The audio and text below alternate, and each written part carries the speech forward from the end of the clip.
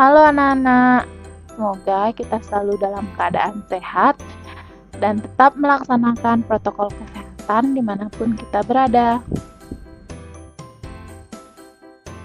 Motivasi pada pembelajaran kali ini, seperti yang dikatakan oleh Mario Teguh, orang-orang yang berhenti belajar akan jadi pemilik masa lalu. Sedangkan orang-orang yang masih terus belajar akan menjadi pemilik masa depan. Kali ini kita akan membahas tema 2, udara bersih bagi kesehatan, subtema 1, cara tubuh mengolah udara bersih, pembelajaran 1, bersama Bu Nadine. Tujuan pembelajaran kali ini ada 4. Yang pertama, dengan membaca teks, siswa mampu menyebutkan informasi terkait dengan pertanyaan apa, di mana, kapan, dan siapa. Yang kedua, dengan menuliskan dalam bentuk peta pikiran, siswa mampu mempresentasikan informasi dari teks bacaan terkait dengan pertanyaan apa, di mana, kapan, dan siapa. Yang ketiga, dengan mengamati teks bacaan yang disajikan, siswa mampu menemukan informasi tentang organ-organ pernapasan hewan. Dan yang terakhir, dengan berdiskusi dan mencari informasi dalam kelompok, siswa mampu membuat bagan cara kerja organ pernapasan hewan. Lakukanlah pembelajaran kali ini dengan yang pertama, belajar mandiri dengan mengerjakan semua tugas dengan sebaik-baiknya. Yang kedua, dengan niat yang kuat. Yang ketiga, dengan sungguh-sungguh. Dan yang terakhir, dengan teliti. Perhatikan gambar berikut dengan seksama. Di sana ada gambar dayu dan ikan hias. Untuk lebih jelasnya, kalian silakan buka buku tema kalian halaman 2 dan simak audiobook berikut ini. Dayu memelihara banyak ikan hias berjenis ikan mas koki. Ikan-ikan hias itu dipelihara dalam sebuah akuarium. Setiap hari, Dayu memberi makan ikan-ikannya.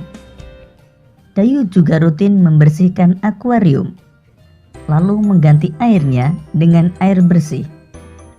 Kegiatan itu ia lakukan seminggu sekali. Dayu senang melihat ikan-ikan di dalam akuarium berenang ke sana kemari. Dayu memperhatikan saat mulut ikan-ikan itu terbuka dan menutup. Seolah-olah ikan-ikan itu selalu menelan air. Dayu bertanya-tanya, apa yang dilakukan ikan-ikan itu? Tadi kita telah membaca dan menyimak audiobook yang berjudul Dayu dan Ikan Hias. Sekarang silahkan kalian perhatikan peta pikiran atau mind mapping berikut ini. Lalu silahkan kalian jawab pertanyaan-pertanyaan yang ada di masing-masing kotak. Selamat mengerjakan!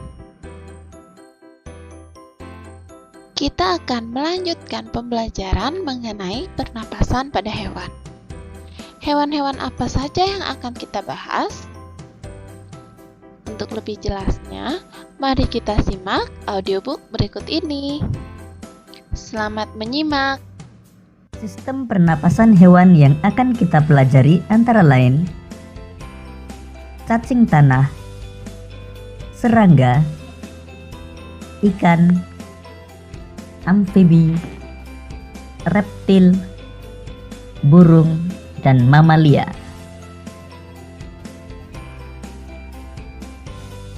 Cacing bernapas melalui permukaan kulit. Kulit cacing selalu basah dan berlendir untuk memudahkan penyerapan oksigen dari udara. Oleh karena itu, cacing menyukai tempat lembab untuk menjaga supaya kulit tubuhnya selalu basah dan berlendir. Di bawah permukaan kulit cacing yang tipis terdapat pembuluh udara. Saat udara masuk melalui kulit, oksigen diikat oleh darah. Pada darah cacing terkandung hemoglobin sehingga mampu mengikat oksigen. Oksigen yang diikat oleh hemoglobin lalu diedarkan ke seluruh tubuh. Zat sisa pembakaran berupa karbon dioksida dan uap air dikeluarkan dari tubuh juga melalui permukaan kulit.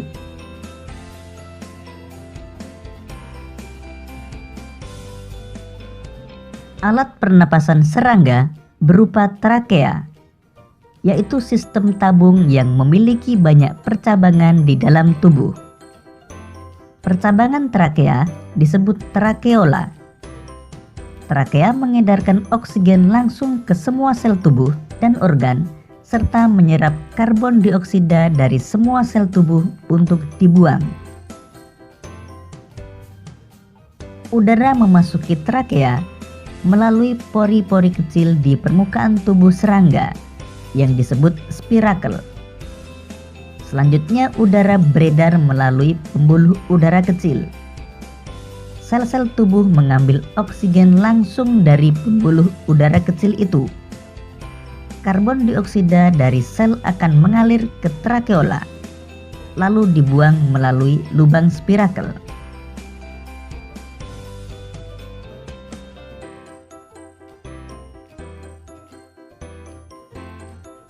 Ikan bernapas dengan organ khusus mirip saringan yang disebut insang. Insang membentuk lembaran tipis berwarna merah muda dan selalu lembab. Insang terdapat tepat di belakang rongga mulut pada kedua sisi kepala ikan. Biasanya insang dilindungi oleh selaput atau rangka yang disebut tutup insang atau operculum. Di balik tutup insang ini terdapat 4 deret insang yang saling tumpang tindih. Pada insang terdapat pembuluh darah halus. Pembuluh darah itu dapat menyerap oksigen yang terkandung dalam air dan melepaskan karbon dioksida dari darah. Insang juga berfungsi sebagai alat pengeluaran garam-garam dan sebagai penyaring makanan.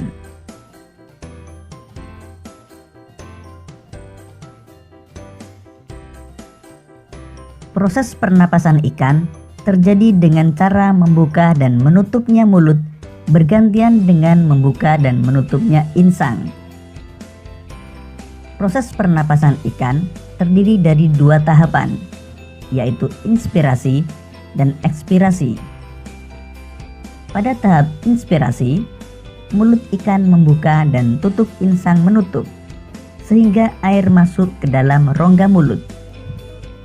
Sedangkan pada tahap ekspirasi, mulut ikan menutup dan tutup insang membuka, sehingga air mengalir keluar dan terjadi pertukaran gas.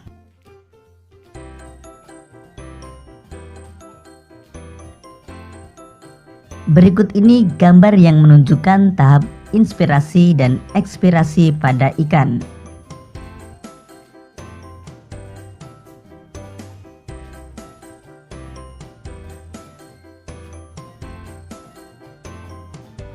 Hewan amfibi adalah hewan yang dapat hidup di darat dan di air. Salah satu contoh hewan amfibi adalah katak. Saat masih berupa kecebong atau berudu, katak hidup di dalam air dan bernapas menggunakan insang. Insang kecebong terletak di luar tubuhnya dan terdiri atas lembaran-lembaran kulit halus mengandung kapiler darah. Setelah menjadi katak muda, insang mulai menyusut dan paru-paru mulai berfungsi. Katak muda pun tumbuh menjadi katak dewasa. Katak dewasa bernapas menggunakan paru-paru dan permukaan kulit.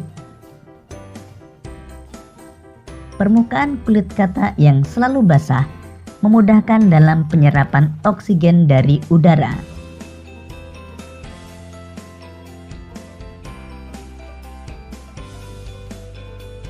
Hewan yang termasuk jenis reptil diantaranya ular, kadal, cicak, buaya, dan biawak. Reptil bernapas menggunakan paru-paru. Udara masuk melalui hidung, lalu ke batang tenggorokan, lalu ke paru-paru. Paru-paru reptil terletak di dalam rongga dada dan dilindungi oleh tulang rusuk. Pada reptil yang sering berkubang di air seperti buaya, lubang hidungnya dapat ditutup selama menyelam. Dengan begitu, air tidak akan masuk ke dalam paru-paru.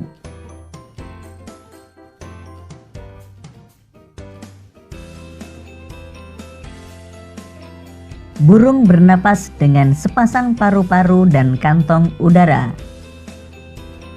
Burung menghirup udara sebanyak-banyaknya saat tidak terbang. Sebaliknya, saat terbang burung tidak menghirup udara. Udara dihembuskan dari kantong udara ke paru-paru. Kantong udara burung berfungsi sebagai tempat penyimpanan udara. Saat tidak terbang, burung menghirup udara sebanyak-banyaknya. Udara yang dihirup itu kemudian disimpan dalam kantong udara. Saat terbang, burung tidak menghirup udara, melainkan mengambil dari kantong udara.